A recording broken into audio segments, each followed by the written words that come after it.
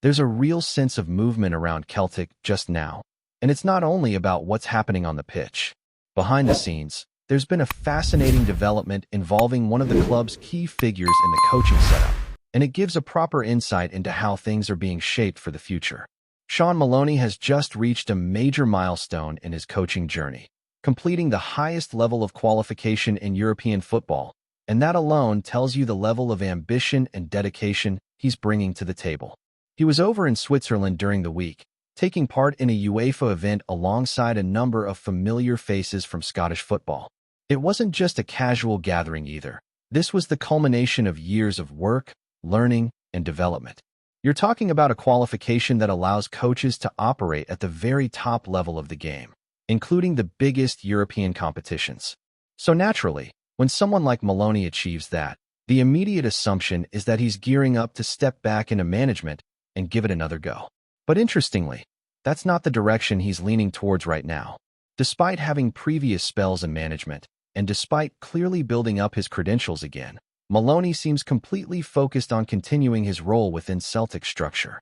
It's a decision that might surprise a few people, especially given how competitive and ambitious coaches tend to be, but it also says a lot about his commitment to the club and the project that's currently in place. His role, which centers around developing players and overseeing those out on loan, has become increasingly important in the modern game. It's not just about spotting talent anymore. It's about guiding that talent, maintaining communication, and making sure players are progressing in the right environments. And from everything that's been said, Maloney takes that responsibility seriously. There's a clear sense that he wants to see players make that jump into the first team, and he's playing a direct part in making that happen. At the same time, he's also offered a really interesting perspective on how the current coaching setup is functioning.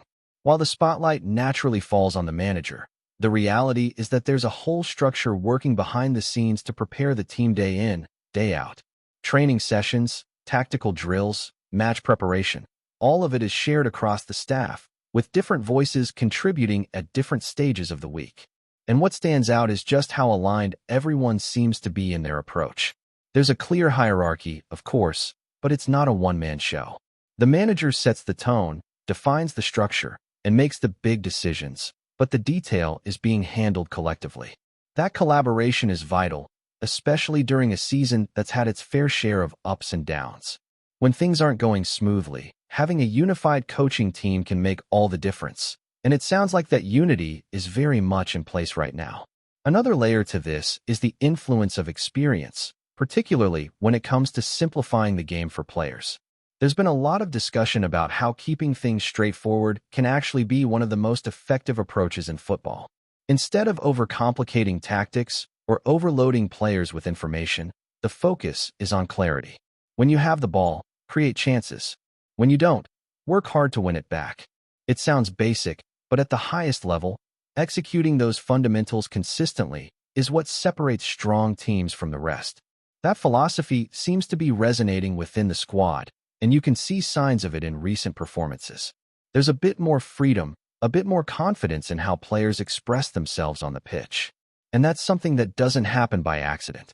It comes from the messages being delivered by the coaching staff and the environment that's being created around the group. Maloney himself has also played his part on match days, even if he's been quick to downplay it. There have been moments where he's been visibly involved, animated on the touchline, fully engaged in what's happening. But when asked about his influence, he shifts the focus straight back onto the players, emphasizing trust, belief, and execution. It's a humble approach, but it also highlights a key aspect of coaching, empowering players rather than taking the spotlight. Off the pitch, there's also been a noticeable shift in the atmosphere around the club. Not long ago, things felt pretty heavy. Results weren't going the way supporters expected, performances were being questioned, and there was a genuine concern about where the season might be heading. It felt like a turning point, and not in a good way. But football can change quickly, and over the past few weeks, there's been a gradual rebuilding of confidence. Supporters have played a massive role in that. When the crowd is fully behind the team, it creates an energy that's hard to replicate. Players feed off it, momentum builds, and suddenly those difficult matches don't feel quite as daunting. There's a growing belief again, and that connection between the stands and the pitch is starting to look strong. Looking ahead, that could be crucial. The upcoming fixtures are not going to be easy, and consistency is still something that needs to be proven. But if the current trajectory continues, there's every chance that this team can navigate the challenges in front of them. The key will be maintaining that balance between structure and freedom, between discipline and expression. And while a lot of attention will always be on the starting 11, what's happening behind the scenes, the coaching dynamics, the development pathways, the decisions being made day to day, that's what ultimately shapes the bigger picture. Right now, there's a sense that those foundations are being carefully built, with people like Shawn Maloney playing a significant role in that process.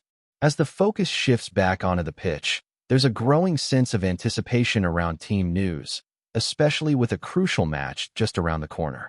One of the biggest talking points has been the situation involving the captain, who's been working his way back from injury.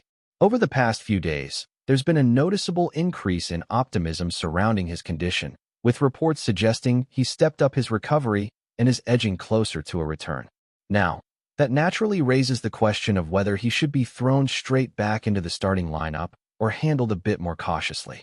Given his importance to the side, there's always that temptation to bring him in as soon as possible.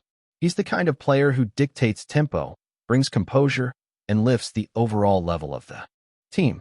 But at the same time, there's a bigger picture to consider, especially with an international break looming immediately after this fixture. Rushing him back, even if he feels ready, could carry a risk that simply isn't worth taking. Muscle injuries, particularly in that area, can be tricky, and the last thing the team needs is a setback that sidelines him for even longer.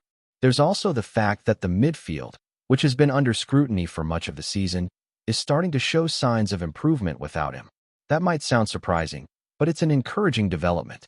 Several players have stepped up in recent weeks, offering energy, creativity, and a bit more balance in that area of the pitch. There's been a sharper edge in possession, a willingness to drive forward, and a greater sense of cohesion overall. It's not perfect by any means, but it does suggest that the team isn't entirely dependent on one individual, even if that individual is the captain. That creates an interesting dilemma for the manager. If the captain is deemed fit enough, does he start and risk aggravating the issue, or does he hold him back, maybe introduce him later in the match if needed? There's also the scenario where the team performs well without him, builds a lead, and suddenly there's no need to take any risk at all. In that case, giving him extra time to fully recover could prove invaluable heading into the next phase of the season. And it's not just about one player either. There are others returning to fitness, which could significantly change the dynamic of the squad. One midfielder, in particular, has been back in training for over a week now, and while he won't feature in the upcoming match, there's a strong possibility he'll be available after the break. That adds another layer of competition in an area that's beginning to look much healthier than it did not too long ago. At the same time, another key figure in midfield appears to be rediscovering his form. There's a bit more sharpness in his play, a bit more confidence in how he's carrying the ball and influencing games. When you combine that with the contributions from others who've been given opportunities, it suddenly feels like there are genuine options to choose from rather than forced selections. That's exactly what you want at this stage of the campaign. Depth, competition, and players pushing each other to perform. It keeps standards high and gives the manager flexibility depending on the opposition and the demands of each match. It also means that when players do return from injury, they're coming into an environment where places aren't guaranteed, which can only be a good thing in terms of overall performance levels. Away from the club scene, the international break brings its own set of storylines, and there are a few situations that have caught attention. One of the more concerning ones involves a player who's been dealing with a recent injury and has now been left out of his national squad. That, more than anything, suggests that his recovery isn't quite where it needs to be yet. There had been some hope that he might return in time for the weekend, but this latest development casts doubt on that possibility. Injuries have been a recurring theme, and there's always a degree of uncertainty when it comes to timelines. What's said publicly doesn't always match the reality behind the scenes, and that's something supporters have become quite aware of. Optimistic updates can quickly change, and players who seem close to returning can suddenly be ruled out for longer than expected. That unpredictability makes squad management even more important. Having cover in key areas, being able to adapt, and not relying too heavily on players who aren't fully fit, All of that plays a role in navigating this period successfully. It's a balancing act, especially when results are crucial and every match carries weight. On the international front, there are also players heading off to represent their countries, and that always brings a mix of pride and concern. On one hand, it's recognition of their performances and an opportunity to compete at a different level. On the other, there's the risk of fatigue, long travel, and potential injuries. Some players are facing particularly demanding schedules, with long-distance trips that could impact their readiness when they return. Interestingly, there are also cases where players have been called up but won't actually feature in matches. Instead, they'll spend the break training with their national squads, which can be beneficial in terms of maintaining fitness without the added strain of competitive games. It's a situation that might not grab headlines, but it could prove quite useful in the long run. Then there are those who haven't been selected at all, and that can go both ways. For some, it's a disappointment, especially if they were hoping to be involved on the international stage. For others, it's an opportunity to stay at the club, continue training, and perhaps work on specific areas of their game. In a busy season, a break from travel and matches isn't always a bad thing. All of these elements combine to create a really intriguing period for the club. There are decisions to be made, players returning, others unavailable, and a schedule that doesn't allow for much margin for error. It's the kind of phase that can define how the rest of the season unfolds, where small choices and moments can have a big impact on the overall outcome. What makes this moment even more delicate is the mental side of things, because when players are coming back from injury or fighting for a place, confidence becomes just as important as fitness. You can see it in the way certain players are starting to take more responsibility on the ball, demanding possession, trying to influence the tempo rather than hiding from it. That shift in mentality can transform a team, especially in tight matches where one moment of bravery or quality can make the difference. And if the squad continues to build that belief collectively, it gives the manager a much stronger platform to rotate, to trust different combinations, and to approach games with a bit more flexibility rather than sticking to a rigid structure. At the same time, there's a growing sense that the next run of fixtures could really test how far this group has come. It's not just about getting results. It's about how those results are achieved, whether the team can control games, whether they can handle pressure away from home, and whether they can maintain intensity over 90 minutes. These are the details that define strong sides, and they're exactly what supporters will be looking for as the season pushes forward. There's momentum starting to build, but the challenge now is turning that into consistency, making sure that each performance reinforces the progress rather than resetting it. Before we proceed, subscribe to our channel and enable notifications to receive all exclusive news about Celtic FC. Don't miss any details about your favorite team. It's extremely important for Celtic FC fans. There's a quiet murmur doing the rounds in Glasgow, the sort that starts as a whisper in the stands and somehow finds its way into every corner of the city. Celtic, it seems, may be on the verge of bringing in a new goalkeeper, one arriving without a transfer fee, a free agent with something to prove and a point to make. Nothing has been confirmed, mind you, but the chatter has picked up pace. Sources close to the club hint that discussions have taken place behind the scenes, the kind that don't make headlines straight away, but carry a certain weight when they surface. It's understood the player has been without a club for a short spell, training privately, keeping sharp, waiting on the right opportunity. Celtic, by all accounts, could be just that. There's a sense this wouldn't be a routine signing. Bringing in a goalkeeper on a free always raises a few eyebrows, especially at a club where expectations are sky high and every position is under scrutiny. Yet those who followed the player's career reckon there's quality there, experience, composure, and perhaps a hunger that only comes from being overlooked. Inside Celtic Park, the goalkeeping situation has been the subject of quiet debate. Competition is never a bad thing, and adding a fresh face, particularly one eager to re-establish himself, could shake things up in the best possible way.